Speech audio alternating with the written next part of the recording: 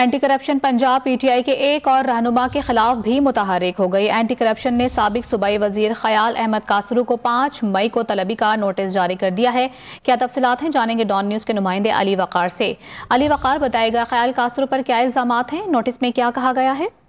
हाँ जी बिल्कुल, ये साबिक सूबाई वजीर ख्याल अहमद कासरू है और उनके अलावा 4 तहरीक इंसाफ के साबिक MPAs है। उनको कल एंटी करप्शन पंजाब ने करप्ट प्रैक्टिसेस और सरकारी ठेकों में मुबैना तौर पर घपलों के इल्जाम में जो इंक्वायरी चल रही थी उसमें तलब किया है, जिसमें मियां वारिस अजीज, आदिल परवेज गुजर, शकील शाहिद और उमर फारूक जो साबिक MP है उनके नाम भी शामिल है। एंटी करप्शन हुकाम का ये कहना है कि इन अफराद को, साबिक MPAs को पहले भी मुतअद्दिद नोटिस जारी किए जा चुके हैं, लेकिन इसके बावजूद वो तहकीकात में अपना बयान करवाने के लिए पेश नहीं हुए।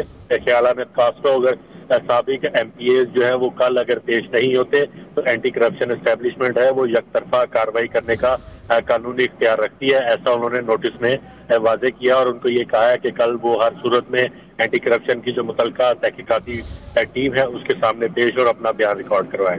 जी अली वकार, आप अपडेट करते हैं, बहुत शुक्रिया आपका।